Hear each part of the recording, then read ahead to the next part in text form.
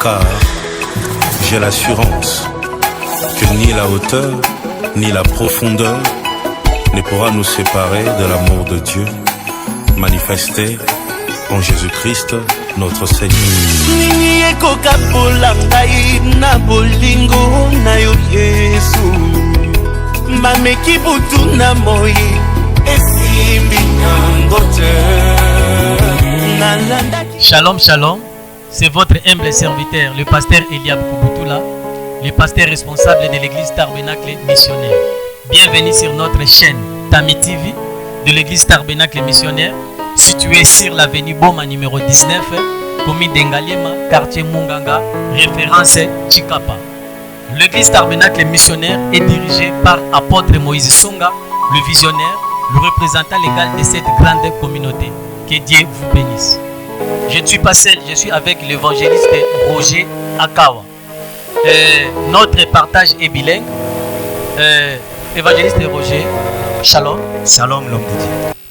Pour démarrer, dirais que partage Nabiso, il y a moment Oyo.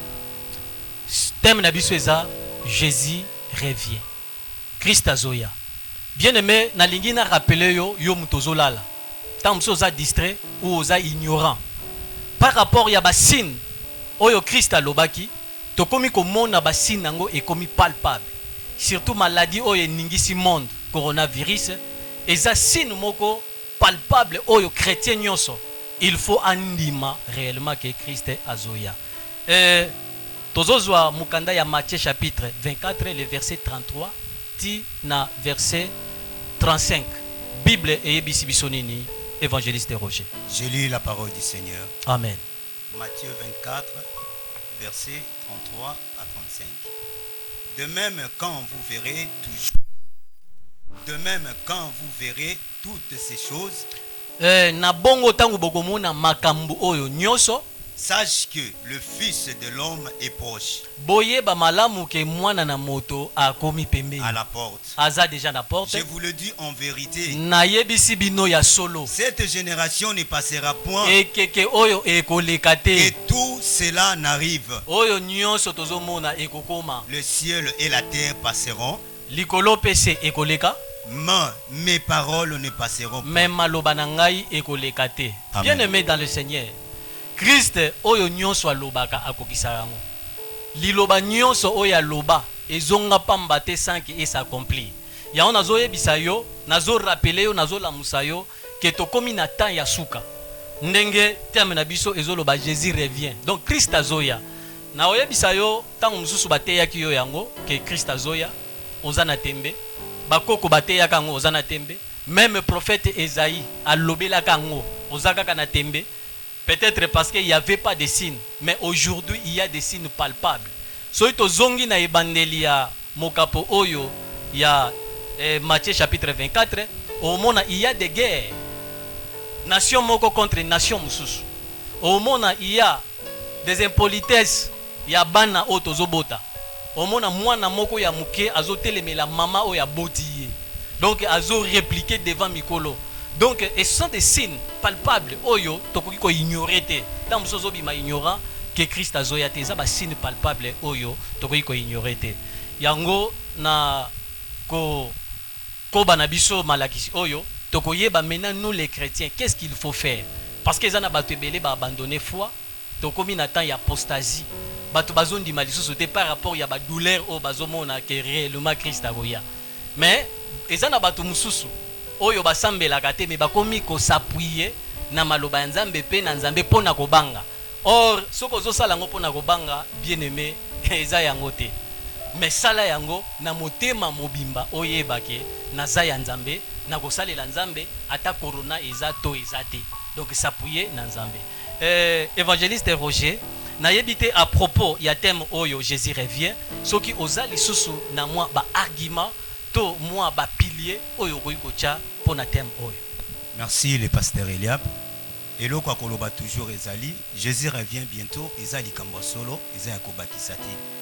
Puisque lorsque ozoloba ete ba signe nyonso setalisami même soko zui na kati ya Luc chapitre 21 obandi na 24 okomona Bible ezoloba que na kotanga na lombango pour peuple de Diamona Luc chapitre 21, verset 24. Il y aura des signes dans le soleil, dans la lune et dans les étoiles. Et sur la terre, il y aura de l'angoisse sur les nations qui ne sauront que faire. Au bruit de la mer et des flots.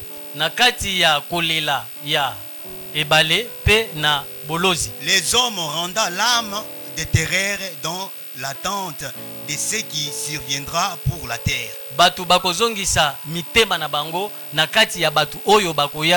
les puissances des cieux seront ébranlées. Oh, alors on verra le Fils de l'homme venant sur une nuée avec puissance et grande gloire. Lorsque balobeli basine, tous les signes monani. Basine même ya ba soleil, même ya ba lune, ya ba étoile. Ezana bandeko oyo bamoni yango na Angola, nga bandeko batindela kinga ba image, même na Kinshasa bandeko misusu bamona ki moi arc-en-ciel ebimi. Ce sont des signes où ezolo bandenge tozongi na kati ya Matthieu que il est déjà à la porte. Donc ça veut dire tant Bible ezolo ba aza à la porte, ezali lisusu ezana eloko ezoko interdit pour Jésus-Christ ayate. Même les loto lali, même lobi to la muki, même au lobi okuna to la muki, doit s'attendre que Jésus-Christ revient bientôt. Amen. Bien-aimé dans le Seigneur, balobi na biso aza déjà na porte etikali kaka asimba poignet afongola pour akota. Yo oyo ozoyoka na yebite oza distrait to ozolala. Bien-aimé lamuka. Ndima Christ yamba Yesu lokola mokonzi pe mobikisi nde okozwa accès soki aye ozala na part dans royaume des cieux. Balobi na biso lisusu na le verset 35 que génération oyo ekolekate parce que bato ebele balobi bate aki biso yango mais tisikoyo tozomona eloko moko ezosala te mais Bible ezo insister elobi na biso génération oyo ekolekate sans que makambo nyonso s'accomplit. Na oyebisa yo ke makambo yo s'accomplit même na Europe, même na Asie, Océanie, Amérique, Afrique, nyonso eza bouger ezola ki sa vraiment que Christ azoya. Mais eloko sikoyo tokoki komituna, qu'est-ce qu'il faut faire? Toko sala nini nous les chrétiens? Parce que lelo ezana ba chrétiens belé ba abandonner foi, ba chrétiens belé ba lembi, ba chrétiens belé ba pemi, ba zui congé parce que makambo ezo simbate. Yango tozo loba na bino bo sala angele. Bozonga na rapport na Nzambe, bozonga na communion na Nzambe, bozala na lien, bozala soudé na Nzambe parce que na nyonso tozomona les seuls oya koyi ko sauver biso ezaka ka Nzambe na bibele oya salaki likolo pe na se. Yango nazoyebisa attitude nini biso ba chrétien, il faut tozala nango na ba moment oyo. Même adoration ekiti parce que batu balingi lisusu ko adorer Nzambe te tokomi na ba temps moko difficile. Ezaka kayote Jean-Baptiste tanga zalaki na kati ya prison atindi ba disciple bokende kotunda est-ce que réellement yende messie onga na teyaki lelo na komi na kati ya prison mais intervention ezate. Bien aimé Jésus azoya ezaya solo malgré ozomona mikakatano pembeni na yo ezingi yo mais réalité Christ azali. Christ ako sauver yo. Biso ba chrétien to abandonner adoration te. Totika adoration te, tozala toujours na présence ya Nzambe. Même devant la parole de Dieu, il ne faut pas abandonner la parole de Dieu. Yango ndeza soutien na biso, yango ndeza makasi na biso. Même les églises ne fonctionnent pas. Ezana batu ebele d'une manière ou d'une autre. Même l'internet nde bozola ndanga na Tami TV, chercher kende koyoka maloba na Nzambe. Yango nde ezoko édifier biso, ezopesa biso makasi, ezozongisa lisusu foi. Toka mwate Bible lobi place nazoka souci na mawa. Même les élis ba oyo ba ponama ba kuwanga na Nzambe. Bongo yo mutu nano lenda te na parole de Dieu. Consolation eza wapi? Bien-aimé, zala soudé toujours na parole de Dieu. Pour na conclure na pesi maloba ya conclusion pa ya évangéliste Roger poto leka na adoration parce que biso il faut to adorer toujours Christ. Toko tikate, toko abandonner te, toko lembate parce que lisungi na biso ekouta epa ya Yesu Masiya. Merci na ebiki toza abati mais par la grâce du Seigneur bisika o tozali Nzamba assiste biso. Alobi na suka ke lorsque bokomona makambo oyo alobi tete to kundama mais alobi ete levez vos têtes car votre délivrance arrive. Na sima makambo oyo to s'attendre était que biso tokozinda mais biso tokozala enlever na mobali alibala. Gloire au Seigneur. Biso tokozala enlever na mobali alibala. Bien-aimé conseil mususu nazo bakisa ko bungisa kondimate ko kausa mafuta na yote na mwinda mafuta ezala kaka molimo santu azala conducteur na yo to senga siko lisungi ya molimo santu asunga biso fléau oyo ya coronavirus bien-aimé eza signe moko très capital oyo ningisi monde to yeba malamu parmi les signes alobaki maladie eko dominer oui maladie oyo malgré bamsusu bazoloba eza ewuti na batu patati patata mais oyo biso to yebi malamu conformément à la parole de Dieu que maladie ekozala sikoyo oyo akocha makila na lento ya ndako na ye akondima Christ akondima sacrifice ya Jésus Christ ye wana akozala sauvé po to continuer tozotikala toujours na attitude ya adoration tozobenga ba adorateur na biso pona kogumba melanzambe ataba mususu ba abandonner kogumba melanzambe ataba mususu ba abandonner parole de Dieu ataba mususu ba lali ba lembi mais biso tokokoba kaka na ko adorer nzambe tokolala pongite tangu nyos tokozala présent na présence Elohim. Merci beaucoup téléspectateurs bino ba oyo bolandaki biso na Tami TV nzambe apambola bino. Abonnez-vous massivement, Dieu va vous bénir. Pour lelo to suki awa mais nazo fortifier biso pour na boyer bisa biso soki nanu ondima Jésus Christ était comme sauveur unique exacta o epesa melio ondima Yesu Masia lokola mokozete molikisi yo oyo osambela kate tokoki kozwa ba contact na bande passante oyo ezoleka na se wana eza numéro na biso soki ozana posa ya kobenga benga tokomeka kosala ba prière d'ensemble. Nous sommes prêts à se déplacer, même en Europe, Asie, Amérique, pour la prière, nous sommes prêts pour se déplacer. On a une mission Oyo, Nzambe a pesa biso. Et puis, yo Oyo, ozana kati ya Pongi, na bondelio lamuka, zongela l'activité ya Bonzambe. Ata na église tozo kendete, mais na ndaku, il y a des chaînes télévision, il y a des chaînes, il y a internet, kota yo kama loba na Nzambe. Parce que y a monde za ba pilier pour na kondima na biso. Totika a toujours la position, il y a adoration, tout abandonner adoration par rapport à la circonstance oyo ils ont comme la biso, tika Nzambe apambo la biso. Nazo pesa programme il y a église, biso tozali tabernacle missionnaire, ndenge na lobaki amone bandeli, to sambelaka, tozana kilti action de grâce chaque dimanche na ngonga ya 9h juste, so kozana place okendakate et que oza habitant ya ngaliema salama kasi o meka ko assister biso et vous allez malamu. Et puis tous en tabernacle malweka bango basanganaka jeudi mardi na ngonga ya 17h so vous en place okendaka te yo ndeko ya malweka et pesa melio pona okoma kuna biso nyonso dimanche tokutanaka na église mère na église locale na avenue Boma numéro 19 na direction ya Chikapa na commune ya Ngaliema quartier Monganga.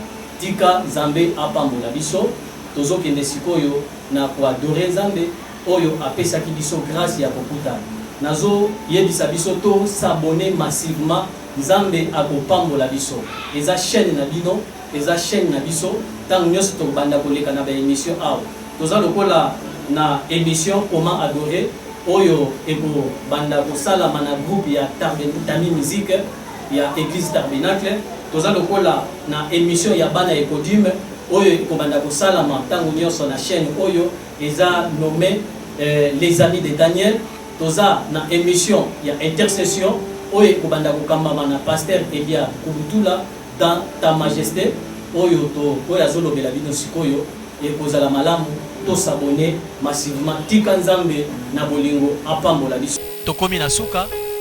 Nous allons maintenant prier pour la nation, nous allons prier pour les chrétiens universels, nous allons prier pour nos églises et nous allons prier pour le monde entier.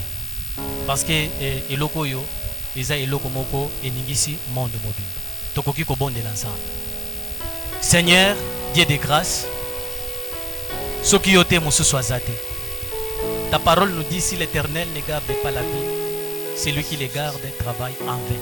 C'est pour cette raison toi associé na mboka na biso toi associé Seigneur, na Congo toi associé si pas toi na Afrique toi associé na Amérique toi associé nazi toasocie yo tika ete ozala nzambe na monde entier. Père de gloire, kondima ya basambeli ekita te, kondima ya bakretien universel ekita te par rapport ya vent oyo ezosouffle. Tika ete ofortifie biso, opesa biso makasi nzambe, todemere ferme na kati ya présence na yo, totikala na kati ya adoration, totikala na kati ya parole. Seigneur, tika ete ozala nzambe ya Congo, nzambe na lola oyo nyonso ekoki kopesa lokola bapiste de solution. Toyebi soki yo telemi nde okoyeba kopesa les vraies solutions. Nzambe na bikamwa, nzambe ya bilemo, toyebi eza basine ya temps de la fin. Mais tika ete nzambe biso totelema toujours na baposte na biso lokola Habakuk, afin ke ntango kozonga mpona koya kokamata église na yo nzambe, biso mpe tozala enleme.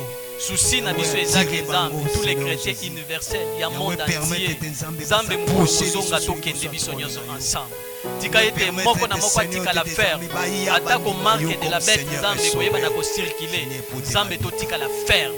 Tika ete ozala nzambe na biso, simba mboka na biso tozokweyisa puissance nyonso ya apostasie, ya abandon ya foi oyo nyonso akoki kolemba, tozokweyisa yango na kombo na Yesu Masiya. Tokweyisi puissance nyonso ya maladi ya coronavirus oyo ezodomine na monde, nzambe na se ya makolo na yo eza na effet te, eza na puissance te. Nzambe tika yo odomine likolo na nyonso, na kombo na yo Yesu Masiya. Esika lisuki na biso kuta, totali miso na biso likolo, na kombo na Yesu Masiya nde biso nyonso tobondeli. Amen. Tika nzambe apambola biso, bolaike, bosabone massivement, nzambe akopambola biso.